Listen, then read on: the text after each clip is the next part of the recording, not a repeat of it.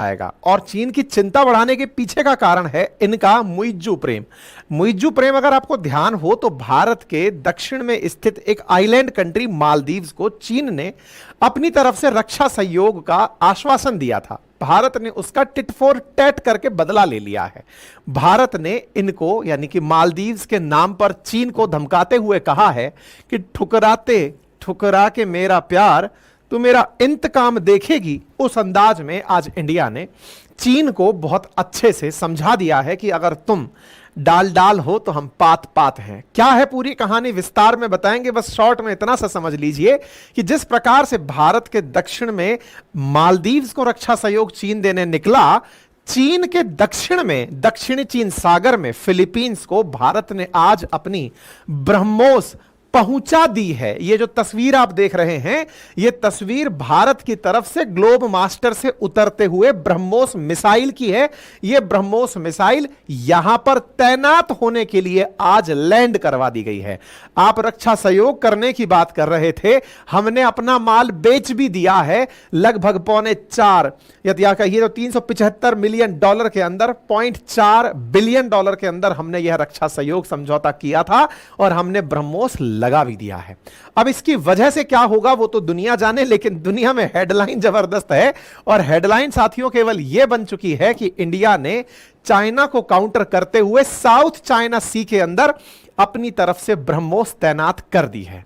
यह बात बिल्कुल वही वाली बात है जो हम अक्सर आपसे कहते हैं कि इंडिया के चारों तरफ चाइना हमको घेरने की तैयारी करता है, हम चाइना को घेरने की तैयारी करते हैं। चाइना हमसे क्यों इरिटेट होता है ये आज आपको डिटेल में समझ में आएगा। इस पूरी कहानी को कहां से शुरू हुई, कैसे चली, किस प्रकार से हमने पाकिस्तान पर बकायदा ब्रह्मोस चलाकर टेस्टिंग करके फिलीपींस वालों को अपनी ब्रह्मोस बेची, आज के सेशन में बताएंगे। हमने बकायदा इनको ट्रायल रन दिया था कि देखिए पाकिस्तान वालों को चीन सुरक्षा देता है, अगर आप चाहें तो हम पाकिस्तान में मार के दिखा दें।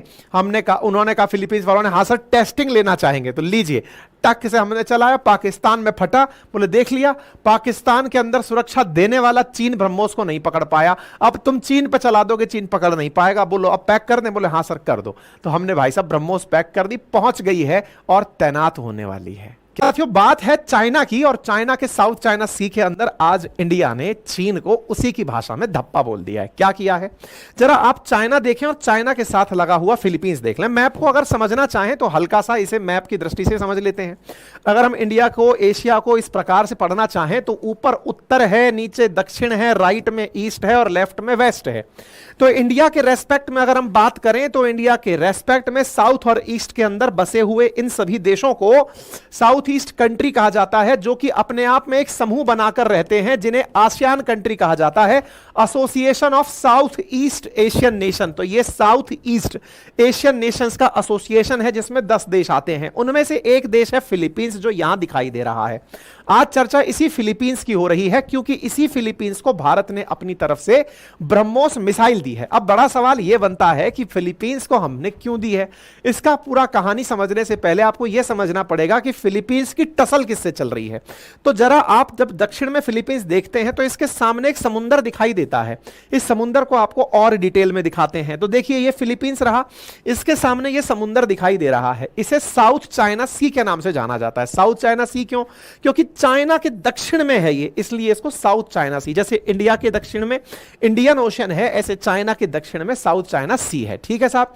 अब इसके बारे में भी जान लीजिए। जो ये फिलीपींस नाम का देश है ना, इसमें 7641 आइलैंड हैं जिन पर मात्र 2000 आइलैंड पर ही जनता रहती है, बाकी सारे आइलैंड खाली पड़े हुए हैं। लगभग 11 करोड़ की आबादी यहां पर निवास करती है। अब इस मैप को थोड़ा और डिटेल में देखते हैं। देखिए ये चाइना और चाइना के दक्षिण में ये वाला पूरा की पूरा जो सी है, इसे साउथ चाइना सी के नाम से आप जानते हैं।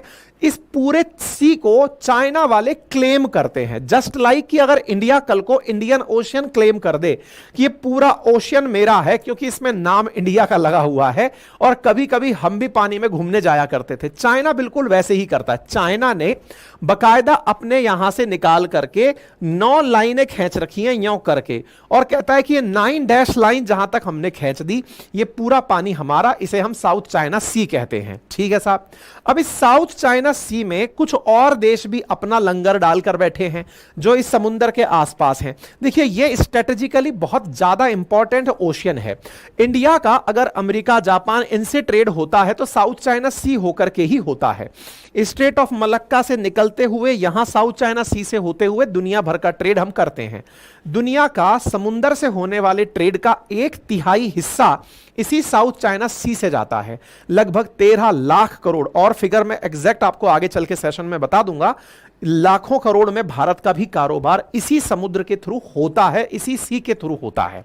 यानी कि ये स्ट्रेटेजिकली हमारे लिए ही नहीं, दुनिया के लिए भी बहुत इंपॉर्टेंट सी है, क्योंकि यहां पर सिंगापुर, मलेशिया, फिलीपींस, ब्रुनेई, बहुत सारे देश, वियतनाम, इन सब का समुद्र है ये। लेकिन उन सब के पानी को चाइना कहता है कि ये मेरा अपना है। अब इसके हालात क्या हैं कि इस ओशन के अंदर कई आइलैंड्स हैं जिन्हें लेकर विवाद बना रहता है। उन आइलैंड्स को कोई अपना कह दे, जिनको ऐसे समझिए जैसे इंडिया ने अपने दक्षिण में स्थित अंडमान निकोबार को जैसे अपना मान रखा है, अपना है जैसे हमारे पास में, बिल्कुल वैसे ही साउथ चाइना सी के अंदर यहां पर कुछ आइलैंड्स हैं जिन्हें चीन अपना क्लेम करता है। उनमें 3 आइलैंड हैं जिनकी वजह से बहुत कलेश मचता है। उनमें से एक आइलैंड का नाम है पारासल आइलैंड, एक का नाम है स्पार्टले आइलैंड और एक का नाम है स्कारबोरो आइलैंड। ये 3 ही आइलैंड है। जब भी आपसे भविष्य में भी चाइना और फिलीपींस के बीच विवाद पूछा जाए या साउथ चाइना सी का विवाद पूछा जाए और आप इन 3 आइलैंड का नाम लिख दें तो समझिए कि आप एकदम परीक्षा पास कर गए। पारासल, स्पार्टले और स्कारबोरो। ठीक है। ये जो स्कारबोरो आइलैंड आपको दिखाई दे रहा है ये विवादित है चाइना और फिलीपींस के बीच में। ऐसे ही स्पार्टले आइलैंड भी विवादित है चाइना और फिलीपींस के बीच में। आफ्टर ऑल ये विवाद होता कैसे है, क्यों इस तरह से इसका क्लेम इसके ऊपर है, तो इसके पीछे की भी कहानी है। यूनाइटेड नेशंस ने बकायदा यह निर्धारित किया हुआ है कि कोई भी देश अपने सी शोर से यानी कि अपने तट से 200 नॉटिकल माइल तक के क्षेत्र को एक्सक्लूसिव इकोनॉमिक जोन समझकर वहां पर कोई भी इकोनॉमिक एक्टिविटी कर सकता है। 200 नॉटिकल माइल, समुद्री माइल के अंदर जो भी क्षेत्र पड़ेंगे उन्हें वो देश अपना मान सकता है। इसी क्रोनोलॉजी में स्कारबोरो आइलैंड इनके 200 नॉटिकल माइल के अंदर आ जाते हैं। यही कारण है कि फिलीपींस उसे अपना मानता है। इसी तरह से स्पार्टले आइलैंड भी फिलीपींस के हिस्से में पड़ता है। चाइना वाले तो पूरा समुंदर ही अपना क्लेम करते हैं। इनका तो मानना यह है कि इनके बाप दादा कभी यहां पर गाय भैंस बकरी चलाया करते होंगे या मछली मारने आया करते होंगे, तो बोले ये पूरा हमने ही खोजा था इसलिए ये पूरा हमारा है। दक्षिणी चीन सागर के 80% हिस्से पर चाइना खुद क्लेम करता है कि ये आइलैंड पूरे मेरे हैं, ये समुंदर पूरा मेरा है। और यही कारण है कि इस क्षेत्र में कई देश जैसे Malaysia, Vietnam, Philippines, Brunei China के साथ कन्फ्लिक्ट में हैं, क्योंकि चाइना इन आइलैंड्स पर अपना क्लेम करता है, बाकी देश अपना क्लेम करते हैं। हद तो इस बात की थी कि ये वाला जो क्षेत्र आपको दिख रहा है, ये वाला, यहां पर ना गल्फ ऑफ टॉमकिन नाम से एक गल्फ है। गल्फ मतलब पानी का वो क्षेत्र जो 3 तरफ से भूमि से घिरा हुआ हो, खाड़ी जैसे कहते हैं, जैसे पर्शियन गल्फ हो गया, बंगाल की खाड़ी हो गया, ऐसे ये वाली जो खाड़ी है ना गल्फ ऑफ टॉमकिन, कभी चाइना इसे भी अपना बताता था, लेकिन 1949 से ये इसे वियतनाम का बताने लग गया। ये रहा वियतनाम जो बिल्कुल बिल्कुल ड्रैगन के नीचे सांप का फन बनाकर बैठा हुआ है।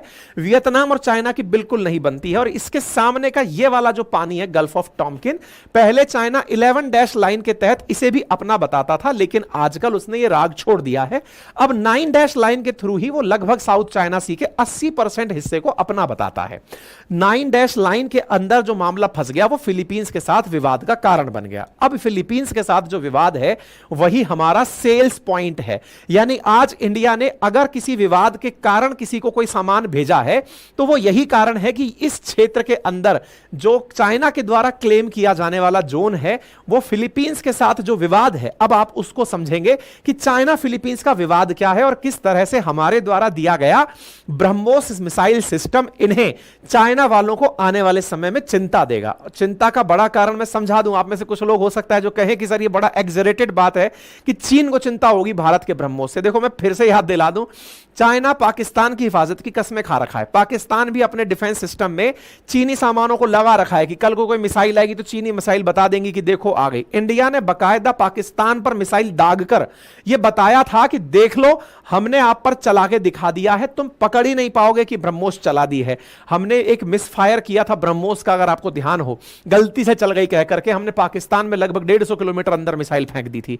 हमने फिर जांच बिठाई अपने सेना के अधिकारियों पे कि अरे नहीं नहीं भाई साहब गलती से चल गई, लेकिन वो एक प्लान्ड स्ट्रेटजी थी, दुनिया वाले यही मानते हैं।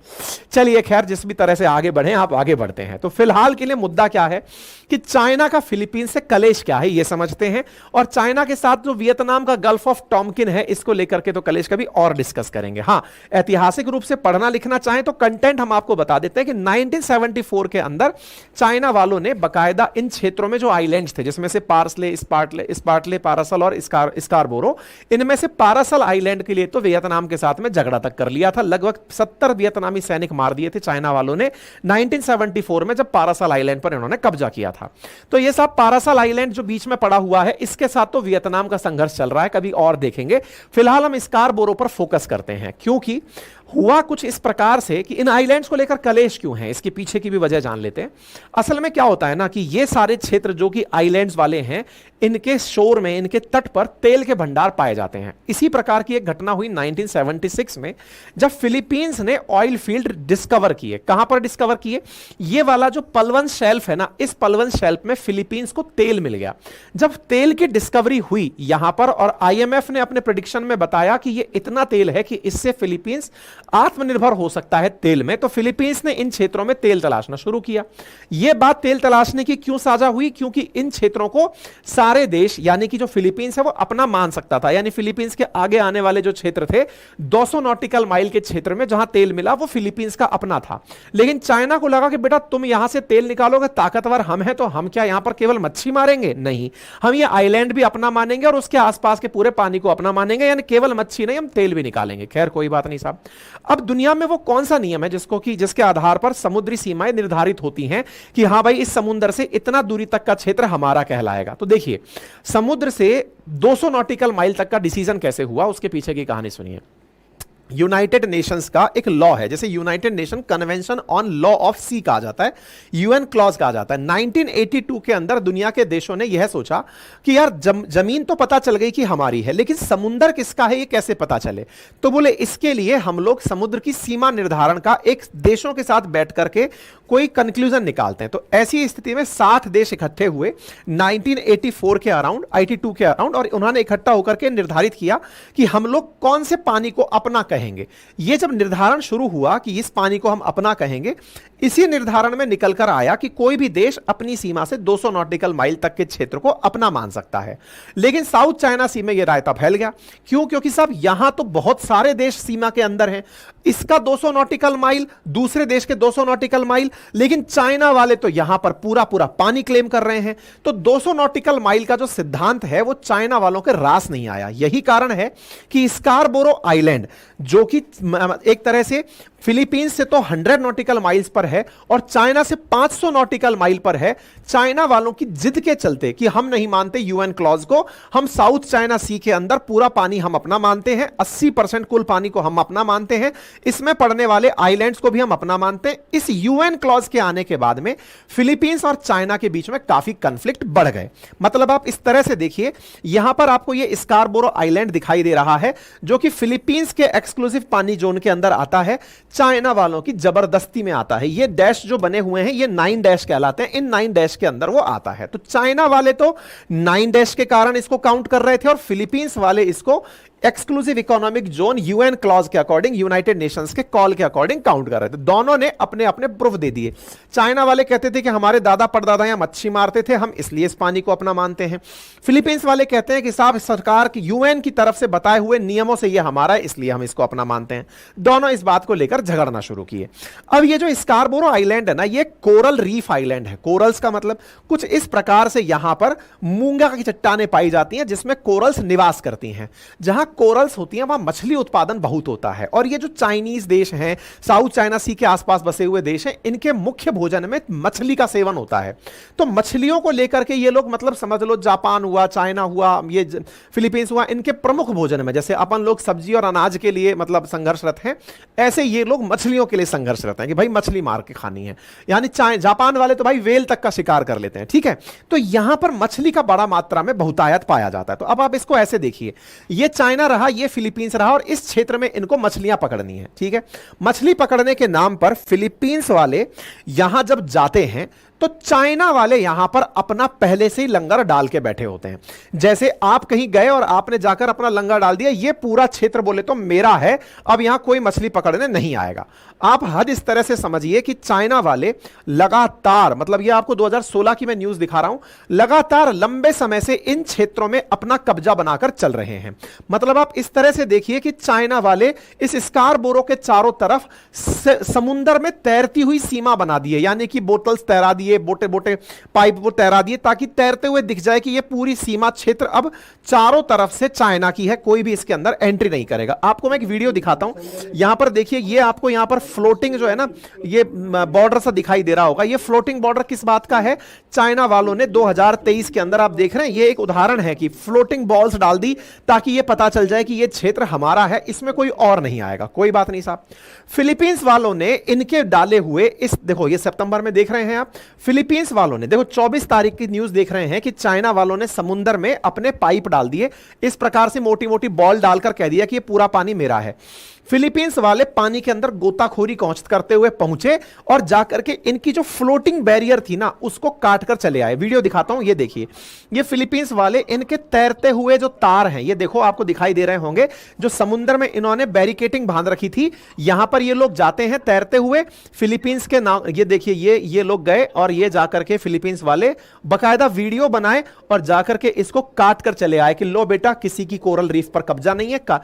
अब फिलीपींस वाले जब इस तरह की हरकत करेंगे तो चाइना वालों का तो भाई साहब खून जलेगा, खून जलेगा। तो चाइना फिलीपींस वालों को धमका दिया और कहा कि बेटा तुम अगर इस तरह से काट दिए तो फिर मेरे से बुरा कोई नहीं होगा।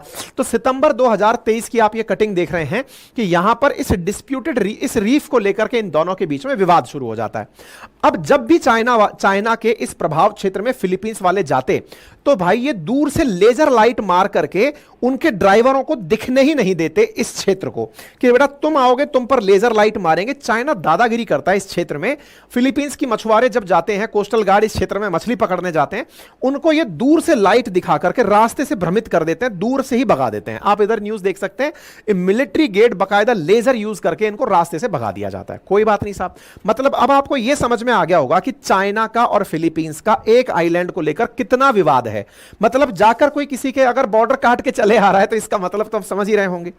अब ऐसी स्थिति में फिलीपींस वाले इनको कई बार कहे कि देखो आप हमें हरेस करना बंद करो, एक तो हमारे क्षेत्र पर कब्जा कर लिए, हम अगर उस पर जाते हैं तो आप हमें लाइट दिखा के भगा देते हो।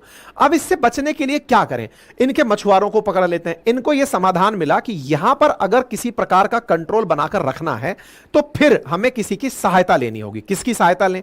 तो भाई चाइना का दुश्मन बैठा इंडिया, तो भाई फिलीपींस वाले इंडिया पहुंचे। इसी पूरे कलेश में, यह कलेश एक दिन का तो था नहीं, लंबे समय से चला आ रहा था। इंडिया वालों ने इनकी दुखती हुई नब्ज को पकड़ा कि देखो आप डरो मत, अभी आपके पास कुछ है नहीं इसलिए धमका रहे हैं आपको हमसे इस समय मदद चाहिए, तो आइए हम आपको मदद देते हैं। इंडिया ने इनको समझा के $375 मिलियन में ब्रह्मोस के 3 मिसाइल डिफेंस सिस्टम टिका दिए कि आप 2022 में डील डन कर लिए। फिलीपींस वालों ने 2022 की जनवरी में हमसे कहा कि हम आपके ब्रह्मोस मिसाइल सिस्टम को, अब ये ब्रह्मोस सिस्टम क्या है थोड़ा सा इसके बारे में जान लीजिए। भारत की क्रूज मिसाइल सिस्टम है, ये दुनिया की फास्टेस्ट क्रूज मिसाइल्स में कंसीडर की जाती है। क्रूज का मतलब जमीन के समानांतर चलने वाला मिसाइल सिस्टम, 290 किलोमीटर की रेंज तक जाने वाला मिसाइल सिस्टम है और इसकी स्पीड 2.8 मैक के अराउंड है, यानी कि 990 मीटर पर सेकंड की गति से यह गति करती है। आवाज की गति से लगभग 2.8 टाइम्स ज्यादा गति करती है। बढ़िया वारहेड ले जाकर फोड़कर आ सकती है। इतनी तेज गति में जमीन के समानांतर चलती है कि रडार इसको पकड़ नहीं पाते, क्योंकि ये बैलिस्टिक तरीके से नहीं जाती, पैराबोलिक पाथ पर ना जाकर जमीन के समानांतर जाकर के मार करती है, तो इसको वो लोग कैप्चर नहीं कर पाते। इसी कारण से इसकी दुनिया भर में डिमांड है और इंडिया इसको लेकर के air force version, naval version, army version सब बना चुका है, सब टेस्टिंग कर चुका है। ब्रह्मोस को ब्रह्मपुत्र और मॉस्को दो नामों से मिलकर बनाया गया है, जो कि रूस की नदी मॉस्को के दिमाग में रखते हुए भारत से ब्रह्मोस को ध्यान में रखकर भारत और रूस के सहयोग से बनाया गया सिस्टम है। और भारत और रूस ने लंबा सहयोग इस क्षेत्र में निभाया है और आज भारत की ही एक डेडिकेटेड मिसाइल सिस्टम यह कहलाती है और भारत ही इस मिसाइल सिस्टम को दुनिया को बेच सकता है। और इसी क्रम में भारत ने इसे $375 मिलियन के अंदर फिलीपींस को बेच दिया। अब फिलीपींस वालों ने यह कहा कि सर खरीद तो रहे हैं हम आपसे, डील भी कर ली, लेकिन जब इतना महंगा व्हीकल हम खरीद रहे हैं, 3000 करोड़ में आपसे अगर सिस्टम खरीद रहे हैं, हमने गाड़ी चलाकर नहीं देखी। आदमी अगर कोई हीरो होंडा मोटरसाइकिल एक्टिवा तक खरीदता है तो चाहता है कि वो उसका एक बार डेमो ले ले। मारुति की अल्टो कार भी खरीदता है तो डेमो लेने की कोशिश करता है, यार चला के देख तो लेने दो कैसी चलती है। हम आपसे 3000 करोड़ की मिसाइल ले रहे हैं, हमने आज तक चला के देखी नहीं। इंडिया ने कहा यार चलाई तो हमने भी नहीं, पर लेकिन आपके लिए हम ये भी कर देंगे, आपकी मुराद भी पूरी कर देंगे। भाई साहब ऐसा मैं नहीं, लोगों का परसेप्शन है कि इन्होंने जब हमसे डिमांड की कि हमें, अब यार मुंह पे तो किसी ने कहा नहीं होगा कि ऐसे करो, मैं आपको थोड़ा समझाने के पॉइंट ऑफ व्यू से बता रहा हूं। तो भाई साहब इंडिया वालों ने इसको बकायदा चलाकर पाकिस्तान की सीमा में लगभग 124 किलोमीटर अंदर तक दाग दिया, जिससे कि इंडिया का मिस फायर कहा गया कि गलती से चल गई साहब हमसे और पाकिस्तान में जाकर गिर गई। तो ब्रह्मोस को लेकर के यह संतुष्टि मिल गई फिलीपींस वालों को कि पाकिस्तान का डिफेंस सिस्टम जो चीन वालों ने दे रखा है उनको मिसाइल से बचाने के लिए, जब वो पकड़ ही नहीं पाया, दैट इज ब्रह्मोस अपने आप में काफी कारगर चीज है। कल को अगर चाइना पर चलाया गया तो चाइना पकड़ नहीं पाएगा। ठीक है साहब। तो इस भारत का जो ये ब्रह्मोस है, जिसका मतलब ब्रह्मोस को लेकर 1998 में जिसको लेकर भारत और रूस के बीच करार हुआ था और 2007 में पहली बार जो बनकर आई थी, फिलहाल हमारे इंडियन नेवी, इंडियन आर्मी और नेवी सबके पास में, ये एयरफोर्स सबके पास में है। ठीक है। ब्रह्मोस को हमने प्रॉपर तरीके से इनको समझा दिया कि आपको हम उपलब्ध कराएंगे। फिलीपींस वाले नेवी के लोग हमारे पास चलकर आ गए कि सर हमें ट्रेनिंग भी दे दो, कल को चलानी पड़ गई, हमारी नेवी को सुरक्षा करनी पड़ती है चाइना वालों से, तो हमें ट्रेनिंग भी दे दो। तो बोले ले जाओ, तुम भी ट्रेनिंग ले जाओ। बकायदा हमने इस ट्रेनिंग को ध्यान में रखते हुए प्रॉपर तरीके से प्लान किया कि इन्हें 2023 के दिसंबर तक पहली ब्रह्मोस पहुंचा देंगे, लेकिन कुछ तकनीकी दिक्कतों से थोड़ी थोड़ी देरी होती रही। आज जो आप ये सुर्खी पढ़ रहे हैं, जिस समय आप ये सेशन सुन रहे हैं, उससे कुछ ही घंटों पहले भारत ने ब्रह्मोस को C-17 ग्लोब मास्टर में भर के ब्रह्मोस को फिलीपींस में पहुंचा दिया है। तस्वीरें आपके सामने हैं। हमने इसके बारे में कल भी आपको अपने ट्विटर हैंडल अंकित कुमार अवस्थी जो वेरीफाइड अकाउंट है, कल भी आपको यहां पर इंफॉर्म कर दिया था कि किस प्रकार से C-17 ग्लोब मास्टर के अंदर हम लोग ब्रह्मोस को भेजेंगे। आज भी हमने सुबह ही आपको, शाम को ही ये थोड़ी देर पहले अपडेट किया है कि देखो हमारी ब्रह्मोस C-17 में पहुंच चुकी है। यहां पर उतरते हुए का आप ये वीडियो भी देख सकते हैं, किस प्रकार से C-17 ग्लोब मास्टर से ब्रह्मोस उतर रही है।